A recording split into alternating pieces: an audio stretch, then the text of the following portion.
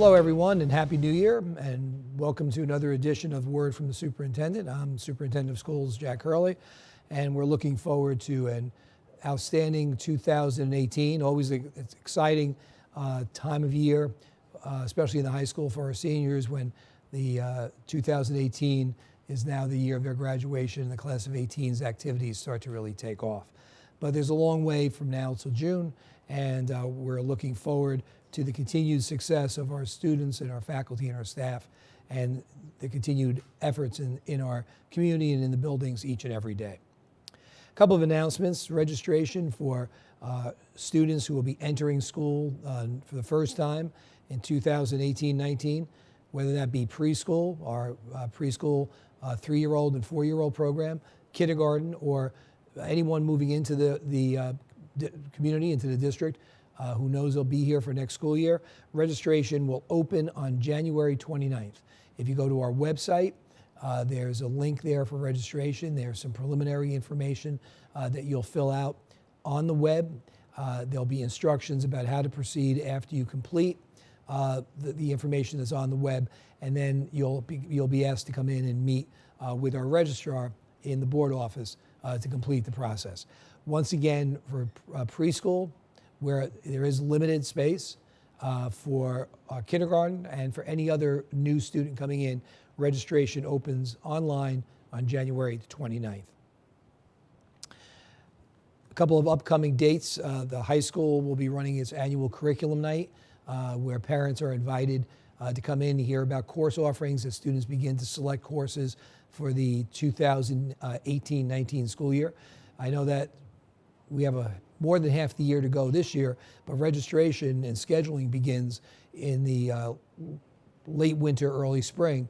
So that curriculum night is January 22nd at the high school. The high school senior class will also be hosting their annual fundraiser fashion show at the Venetian in Garfield on February 7th. And the REF, the Rutherford Education Foundation, that does so much to help our programs in our schools, will be having their annual trip to the New Jersey Devils game on February the 15th. And information can be found online at the link to the REF, and we've also sent out some information to you about that night. Just want to update you on a few of the activities going on in our facilities study as we're looking ahead to potentially coming up with a plan to address some of our challenges in terms of facilities and space. Right now, we're in a continuing process of study. It's called the due diligence phase. The plans that were presented to the public, preliminary plans back in September and discussed throughout the fall. And you could find that presentation, you can find those plans here on the website.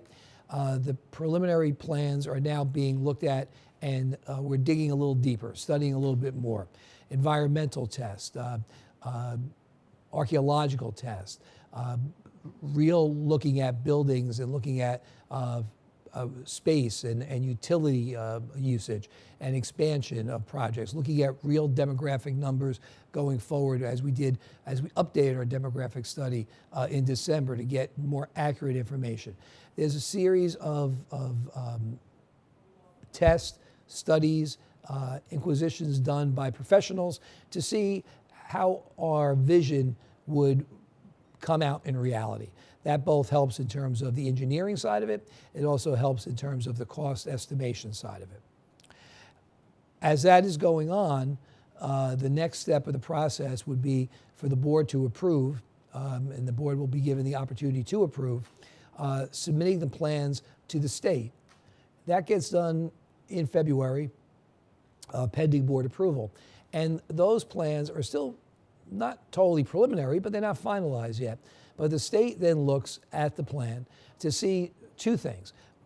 Do these plans address the district's long-range facility plan, and does it provide educational program in line with educational adequacy for all students?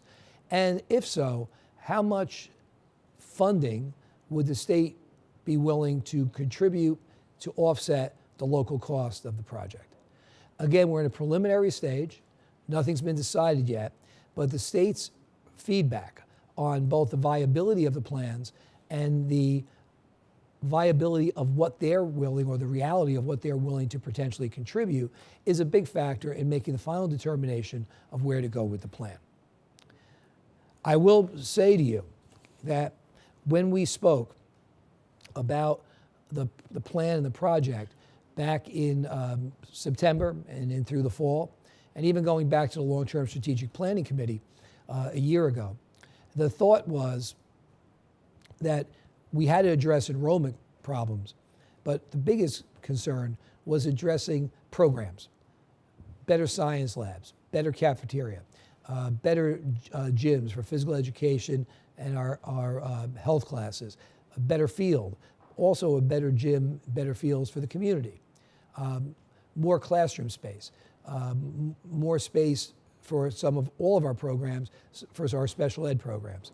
As we are digging deeper and as we are going into more detailed demographics and as we are getting more information about projects going on and plans in the community, we see that enrollment is even a bigger concern than we thought.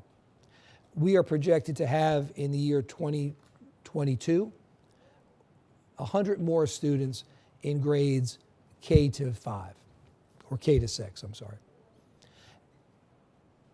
Those of you who have your child attending Pierpont School already understand, and I apologize for the bell. You may notice I'm not in my office today. I'm here at the high school in the TV studio, and so this is live TV, even though you're watching it on video. The 100 additional students, okay, in those buildings make already crowded conditions even more crowded. And the state's got a formula for what they call unhoused students. That sounds rather scary, unhoused students, someone who can't fit. Right now, we have over 200 unhoused students by the state formula in Pierpont, over 300 in the high school. Now, that's not a reality because there's also a district practice and policy. For example, homerooms meet in the high school cafeteria, 3 of them. The state says the cafeteria can't be used for a homeroom. Students are in a homeroom for 5 minutes a day. It certainly doesn't mean that they're not receiving a good education. They're not having their classes there. But nonetheless, those students are technically considered unhoused. But the reality of 27 students in a class, 28 students in a class, that reality is going to stay and even increase as we go forward. So the planning we're doing, looking at facilities, looking at ways to improve our facilities, is about program, but it's also about having room for our students. So at this point in the planning juncture that we're at, I'm asking all of you to read the information that's posted. Keep looking for more information as we put it out. Once we get into February, there'll be more information coming out. Keep informed. We value your opinion. You can get to us through the email address at facilities@rutherfordschools.org, and you can find that on this website. We value your concerns. We'll try to answer them, your questions, and your support.